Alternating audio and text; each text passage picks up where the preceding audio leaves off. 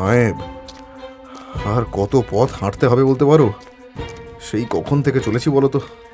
আর কিছুটা পথ বাকি রয়েছে জমিদার বাবু, তাহলেই আমরা পাগলা বাবার কুটিরে পৌঁছে যাব। সত্যি আমার মতো ব্যক্তি কি করে যে তোমার সাথে ওই পাগলা বাবার মন্দিরে যাওয়ার জন্য রাজি হলো সেই কথাই ভাবি। বিশ্বাসে মিলায় বস্তু, তর্কে বহু দূর। গ্রামের যা পরিস্থিতি, তাতে আমাদের কাছে আর কি বা করার আছে বলুন তো? সত্যি তাই। আর সেই দিন থেকে কি ভয়াবহ অবস্থা হয়েছিল বলো তো। কি হলো, ডাক্তারবাবু আসছেন তো? এদিকে আমাদের মালির অবস্থা তো কাহিল। জমিদার বাবু, সর্বনাশ হয়ে গেছে। ডাক্তারবাবুকে যে কলেরায় ধরেছে। কি বলছো কি নায়েব? একমাত্র ডাক্তারবাবুই ভরসা ছিল তো। তিনি নিজের হাতে চিকিৎসা করে কত রোগীর প্রাণ বাঁচিয়েছেন, আর এখন হায় হায় হায়। এদিকে গ্রামের অবস্থাও খুব খারাপ জমিদার বাবু। দিকে দিকে কলেরায় মরা পড়ে রয়েছে। এবার বুঝি আর কারোর রক্ষে নেই। এরকম কথা বলো না নায়েব, এরকম কথা বলো না। নিজেদের নিয়ে চিন্তা করি না, কিন্তু ঘরে ছোট ছোট ছেলে পুলে রয়েছে, তাদের কি হবে? জমিদার বাবু, আমি জানি আপনি আমার কথায় বিশ্বাস করবেন কিনা, কিন্তু কিন্তু গ্রামের এই বিপদের দিনে আমাদের একটিবার অন্তত এই পাগলা বাবার কাছে যাওয়া উচিত। পাগলা বাবা? সে আবার কে নায়েব? এর আগে তো এই নাম কখনো শুনিনি। আমাদের গ্রামের উত্তর প্রান্তের জঙ্গলের মধ্যেই পাগলা বাবার কুটির। তিনি একজন সাধক, কিন্তু তার খ্যাতির কথা সকলেই জানে জমিদার বাবু। গ্রামে এখন মড়ক লেগেছে নায়েব, ডাক্তার কবিরাজ সকলে ব্যর্থ হয়েছে, আর তুমি এইসব বুজরুকের কাছে আমার যেতে বলছো? না জমিদার বাবু, আপনি ভুল ভাবছেন। পাগলা বাবা কিন্তু ভণ্ড সাধক নয়। লোভ লালসা সহ মানুষের ষড়রিপুর ঊর্ধ্বে তিনি। একটিবার বিশ্বাস করে আমার সাথে চলুন জমিদার বাবু। আচ্ছা ঠিক আছে, তুমি এত করে বলছো যখন, চলো এটাও করে দেখি।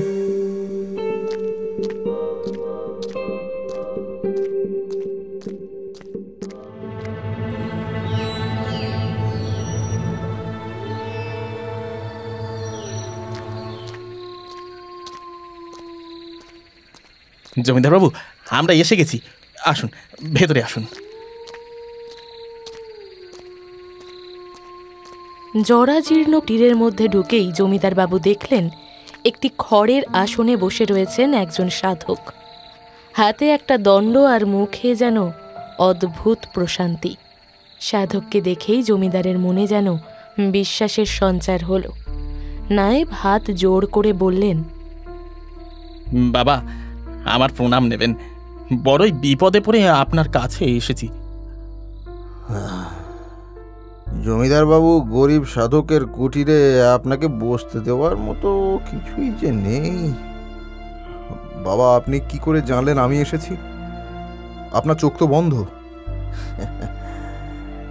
মনের চোখ দিয়ে যা দেখতে পাওয়া যায়, সাধারণ চোখ দিয়ে যা দেখা সম্ভব নয়।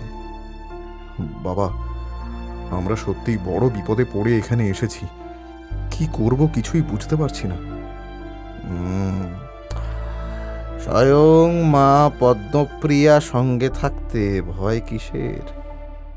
কলেরার থাবা যেভাবে বৃদ্ধি পেয়েছে সেইভাবেই হ্রাস পাবে। বাবা, আপনি জানেন আমরা কোথা থেকে এসেছি, কেন এসেছি? আমি সব জানি। স্বয়ং মা আমায় সব বলে দিয়েছেন। জমিদার, মা তোমার কাছে থাকতে চেয়েছেন, তোমার আর কিসের ভয়? কি বলছেন কি আপনি বাবা? আমি তো কিছুই বুঝতে পারছি না। বুঝবে, সব বুঝবে। মা যখন তোমায় পছন্দ করেছে, তোমার এত ভাবনা কিসের? এসো এসো, আমার সঙ্গে এসো।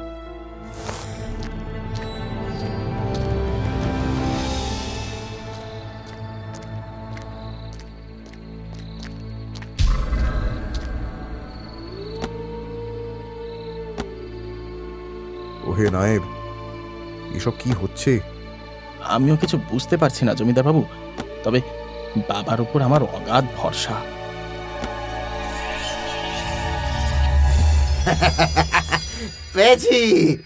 পেয়েছি মাকে পেয়েছি। এই দেখো, মা তোমাদের দিকে কেমন চেয়ে রয়েছে, দেখো। ঢোকো। পাগলা বাবা তার হাতে ধরা একটা 1 হাত লম্বা মূর্তি বের করল। মূর্তিটি জমিদারের দিকে ধরতেই এক চমৎকার ঘটে গেল। যেই জমিদার চরম অবিশ্বাস নিয়ে এখানে এসেছিলেন, মুহূর্তে তার মনের সমস্ত ভার যেন পাল্টে গেল। সকল দ্বিধা, সকল অবিশ্বাস ঘুচে গিয়ে সেখানে পড়ে রইল এক রাস ভক্তি। জমিদারের চোখ যেন জলে ভিজে উঠল। তিনি শুধু বললেন, মা, আমার মা, আমার সকল অপরাধ ক্ষমা করো মা, আমায় ক্ষমা করো। বলেছিলাম না, বলেছিলাম মা তোমায় পছন্দ করেছে, মা তোমার কাছে যেতে চেয়েছে, আর তাকে কে আটকাবে? এই নাও, এই নাও। জমিদার বাবু, আপনি এই মূর্তি নিয়ে কি করবেন? মায়ের মন্দির প্রতিষ্ঠা করব নায়েব, সেখানে নিত্যদিন আমি পুজো করব। উত্তম, অতি উত্তম। তবে একটি কথা মনে রেখো, পদ্মপ্রিয়া মায়ের একটি নিয়ম রয়েছে। প্রতি কৌশিকী অমাবস্যার দিন শ্মশানে আসা মরার ছাই মায়ের পায়ে অর্পণ করতে হবে। এটা কি নিয়ম বাবা? প্রতি কৌশিকী অমাবস্যায় যে শ্মশানে মরা আসবেই তার তো কোনো ঠিক নেই। আর কিছুদিনের মধ্যেই তো কৌশিকী অমাবস্যা আসছে। ভয় নেই বাচ্চা, ভয় নেই। মা নিজের ব্যবস্থা নিজেই করে নেবেন। আমি আপনাকে কথা দিলাম বাবা, প্রতি কৌশিকী অমাবস্যায় মায়ের চরণে মরার ছাই আমি নিজে অর্পণ করবই। আমি বেঁচে থাকতে মায়ের পুজোর কোনো ব্যাঘাত ঘটতে আমি দেব না। মা তোমাদের মঙ্গল করুন।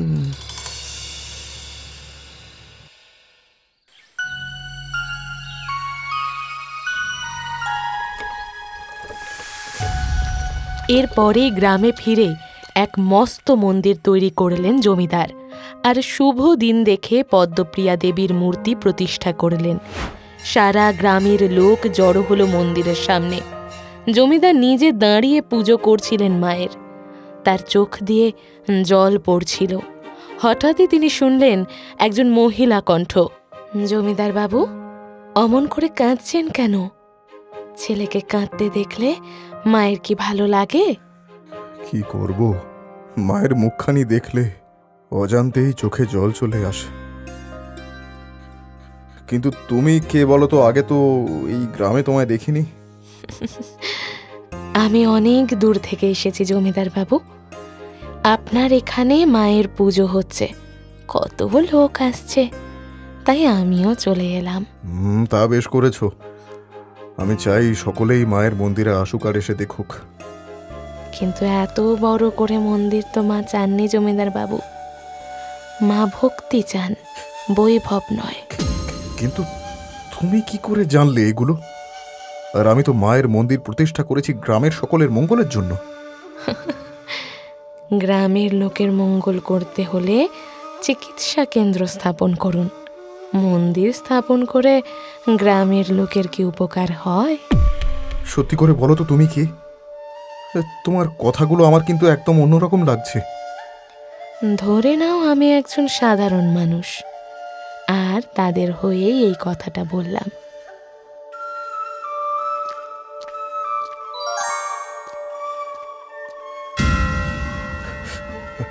এ কি, কোথায় গেল সেই মহিলাটি?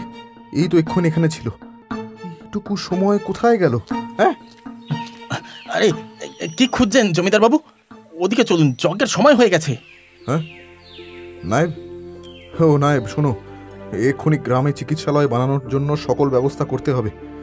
একটা জরুরি বৈঠক আয়োজন করো এক্ষুনি। কিছুদিনের মধ্যেই জমিদার বাবু গ্রামে একটা বড় চিকিৎসালয় স্থাপন করলেন, আর খুব দ্রুতই গ্রামের মধ্যে থেকে কলেরার কালো ছায়া সরে যেতে থাকল। জমিদার বাবু পদ্মপ্রিয়া মায়ের কাছে সহস্র প্রণাম করলেন। তিনি নিত্যদিন নিজের হাতে মায়ের পুজো করতেন। দেখতে দেখতে কয়েক বছর কেটে গেল। সেইবার জ্যৈষ্ঠ মাস পড়তেই গ্রামে বৃষ্টির অভাবে চরম খরা দেখা দিল। জমিদার বাবু, গ্রামের পরিস্থিতি কিন্তু এবার হাতের বাইরে চলে যাচ্ছে। আবার নতুন করে কি হলো নায়েব? জমিদার বাবু, গ্রামের পুকুর জলাশয় সব শুকিয়ে গেছে। লোকজন খাবার জলের জন্য হাহাকার করছে, আর অন্যদিকে ম্যালেরিয়া দেখা দিচ্ছে। হে মা, এ কি সংকট এলো আমাদের প্রজাদের উপর। এই তুমি গ্রামে ঢেরা পিটিয়ে দিয়েছো তো, যে যেন তারা আমার পুকুর থেকে জল নেয়? সে তো দিয়েছি জমিদার বাবু, কিন্তু জমিদার বাড়ির দুটো পুকুরেও তো জল বেশি নেই। আর কিছুদিন বৃষ্টি না হলে এগুলোও শুকিয়ে যাবে। হে ভগবান, এ কি সমস্যা শুরু হলো! তুমি কৃপা করো মা, নইলে সব শেষ হয়ে যাবে। দয়া করো মা, দয়া করো। জমিদার বাবু, ভরসা রাখুন, মা সব দেখছেন। এ সবই তার পরীক্ষা। শুধু মায়ের উপরে ভরসা করে থাকলে হবে না নায়েব, আমাদেরকেও চেষ্টা করে যেতে হবে। গ্রামের সকলের মধ্যে খাদ্য বিতরণের ব্যবস্থা করো। বাবা বাবা, শীঘ্রই দেখবে চলো, বাইরে কত লোক জড়ো হয়েছে। আসো। হ্যাঁ বাবা, গ্রামের লোককে খাদ্য বিতরণ করা হচ্ছে। কি বলছে ওরা নায়েব? আমি তো তোমাকে খাদ্য বিতরণের কথা এক্ষুনি বললাম, আর এইটুকু সময়? জমিদার বাড়ি থেকে তো এখনো কোনো ব্যবস্থা করা হয়নি জমিদার বাবু।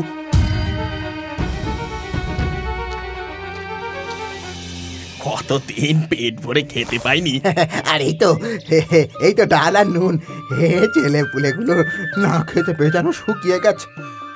তোমরা সকলে একে একে লাইনবদ্ধ হয়ে যার যেটা প্রয়োজন সেটা নিয়ে নাও।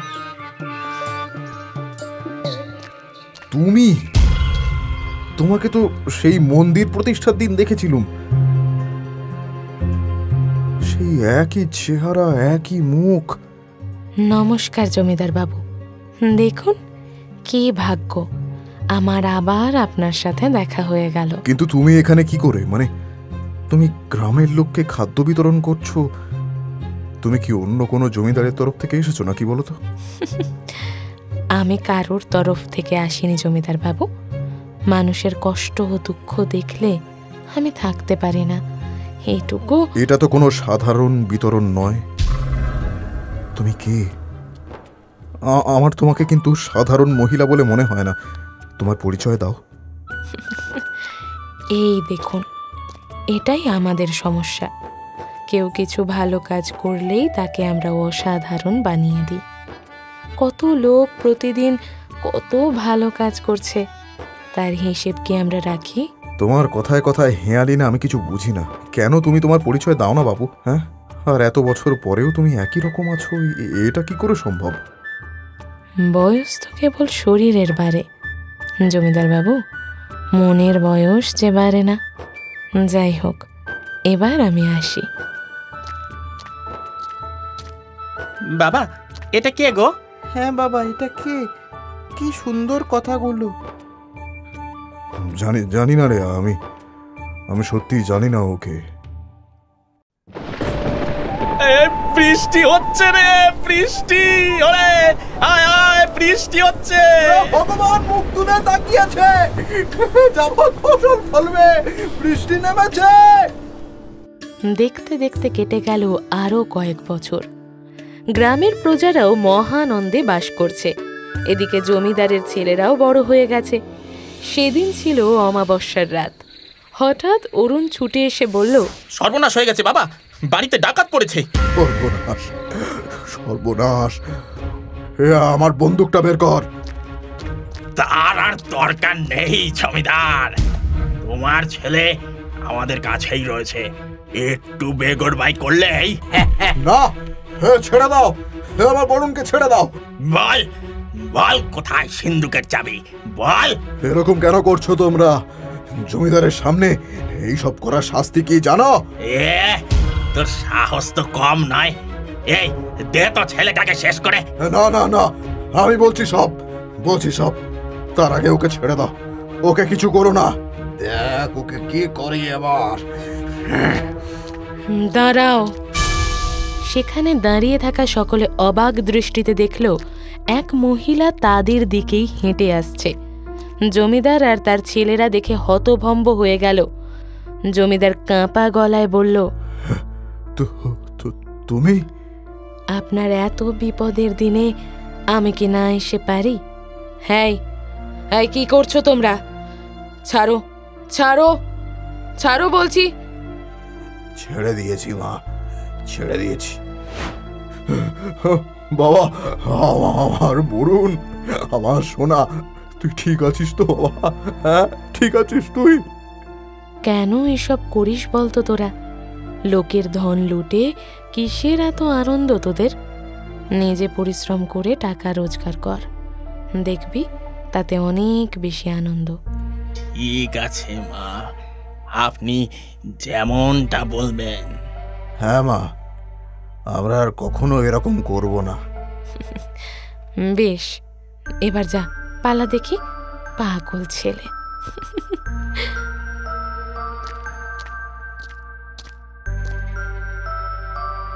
ছি ছি, এ কি করছেন জমিদার বাবু? না, আমি কিছুতেই উঠবো না। তুমি বলো, তুমি কে? আমি জানি তুমি সাধারণ নারী নও। বারবার আমার বিপদে আমার মানসচক্ষু জাগ্রত করতে তুমি ছুটে আসো। আপনি দয়ালু, আপনি প্রজা দরদি, সবচেয়ে বড় কথা আপনি একজন ভালো মানুষ, তাই আপনার বিপদে ছুটে আসি। ধন্য, ধন্য তোমার লীলা, ধন্য। তোমায় কোটি কোটি প্রণাম মা, কোটি কোটি প্রণাম। এরপর কেটে গেছে আরো অনেকগুলো বছর। জমিদার বাবু এখন বয়সের ভারে নুব্জ। তার বড় ছেলে অরুণ এখন জমিদারি সামলাচ্ছে। বড় হবার সাথে সাথে তারা বাবার প্রতি যেন উদাসীন হয়ে গেছে। যবে থেকে জমিদার বাবু পুজো দিতে পারেন না, মন্দিরেও তেমন পুজো হয় না। সেদিন জমিদার বাবু দুই ছেলেকে ডেকে পাঠালেন। হ্যাঁ, বলো, কি বলবে? অরুণ, এখন তুই জমিদার, তাই আমার দেওয়া কথা এখন তোকেই পালন করতে হবে। কি কথা বাবা? তোরা তো জানিস আমি তাকে কথা দিয়েছি প্রতি কৌশিকী অমাবস্যায় তাকে শ্মশানের মরা পোড়ানোর ছাই অর্পণ করব। কিন্তু এগুলো কুসংস্কার, এগুলো মেনে চলার কোনো রকম যুক্তিকতা দেখি না। না অরুণ, না, এ কুসংস্কার নয়, এটা বাস্তব। কালকেই কৌশিকী অমাবস্যা। তোমার কি মাথা খারাপ হয়ে গেল বাবা? এখন আমরা কাজ বাজ ফেলে ওই মরা খুঁজে বেড়াই আর সেই ছাই নিয়ে ছুটোপুটি করি? আমি পারবো না। আমিও পারবো না বাবা, এই জমিদারি সামলে ওসব বুজরুকি করতে পারলাম না, ক্ষমা করো। এই তোরা যাস না রে, হ্যাঁ আমার কথাটা শোন, আমার কথাটা শোন। মাগো, মা আমি অপারগ, তোমার ব্যবস্থা তুমি নিজেই করে নিও মা, নিজেই করে নিও। পরদিন সকালেই জমিদার বাবু তার শেষ নিঃশ্বাস ত্যাগ করলেন। দুই ছেলে মিলে মহা সমারোহে বাবার দেহ দাহ করল। একে একে সমস্ত শ্মশান বন্ধুরা চলে গেলে অরুণ আর বরুণ কিছুক্ষণ দাঁড়িয়ে রইল। চল ভাই, এবার বাড়ি চল, রাত হয়ে এলো। এই শ্মশান ভূমিতে কার একটা নুপুরের শব্দ শোনা যাচ্ছে না রে দাদা? হ্যাঁ, সেটাই তো ভাবছি। এটা এটা এটা সেই মহিলা না ভাই? 2 বছর পরেও সে একই রকম রয়েছে, কিন্তু ও বাবার ছাইয়ের উপর দিয়ে এইভাবে হেঁটে যাচ্ছে কেন? চল চল তো দেখি ব্যাপারটা কি হচ্ছে। ও মন্দিরের দিকে কেন যাচ্ছে ভাই? বুঝতে পারছি না রে দাদা, চল না দেখি।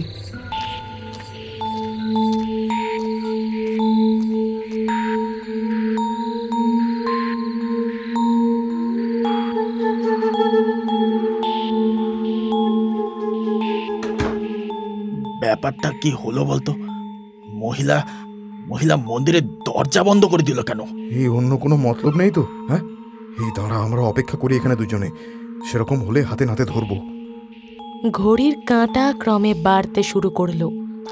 অরুণ আর বরুণ দুজনে এত অপেক্ষা করার পরেও যখন দেখল মহিলাটি আসছে না, তখন তারা অধৈর্য হয়ে মন্দিরের দরজা খুলতেই বিস্মিত হয়ে দেখল ভেতরে কেউ নেই। এটা এটা কি করে সম্ভব? এই মহিলা কি তো এখানেই ঢুকেছিল? তার পায়ের ছাপ স্পষ্ট দেখছি এখানে, কিন্তু কিন্তু আমরা মায়ের চরণে ছাই নিবেদন করিনি দেখে মা নিজেই তার ব্যবস্থা করে নিল। দাদা, মা মা ক্ষমা করো, আমাদের ক্ষমা করো, আমরা আমরা তোমাকে চিনতে পারিনি মা।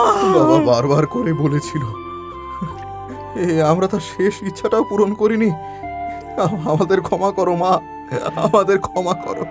তুমি তুমি তো আমাদের চোখের সামনেই ছিলে, বারবার আমাদের সাহায্য করেছো, আর আর আমরা এতটাই অকৃতজ্ঞ। ক্ষমা করো মা, ক্ষমা করো। আজকের থেকে আর কখনো এই ভুল হবে না মা। বাবার ইচ্ছে আমরা দুই ভাই পূরণ করব। তোমার পুজোতে কোনো কার্পণ্য হতে দেব না মা, কথা দিলাম।